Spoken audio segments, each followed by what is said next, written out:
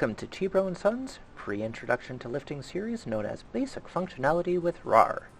Today we will be covering the most basic motions of the bent over row. If you've ever done this at all and are not recovering from an injury, this video is not for you. We are checking for basic mobility only. The bent over row is one of the fundamental motions we use in daily life. Every time you bend over to pick up anything from between knee and waist height without using the back hinge, you are doing a bent row. For example, picking up a pillow from the bed to put it on the floor, or a low dresser onto another surface.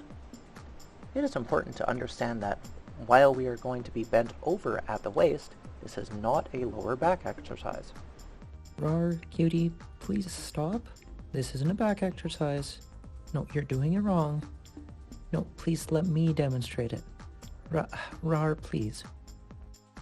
To start, you need no equipment at all. However, you may want a stick, such as a broom handle. Make sure it's extremely light, as we are doing a functionality test and not an actual exercise. To perform this action, stand upright. If you have the broom handle, make sure it is within arm's reach, not on the floor. Bend slightly at your waist. Your knees will also bend during this action. Now that you are slightly bent, lift your arms, or the broom handle, directly up in a straight line. If you can do so comfortably, try hinging your back more and do so again. While hinging, it is important to not arch the back in any substantial way. Your back should be straight. If this limits your comfortable range, that's fine. We are testing the function.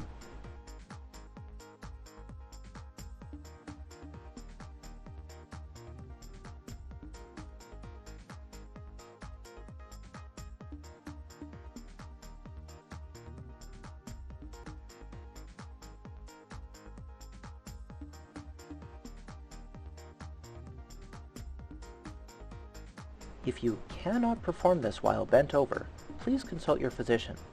The bent over row requires the bend to be performed properly. A fully upright row is now considered potentially harmful to the shoulders, which we're trying to avoid. If you need to move your back to lift the weight, then the weight is too heavy or you are performing the test with the incorrect motions. If you can do these motions with at least a small amount of hip hinging, without pain in your back, lower back, shoulders, or elbows, great! You can move on to the beginner's video. If you feel pain in any of these areas, please consult a physician before moving forward. Thanks for joining Rawr and I today, and remember, together we can face that bar.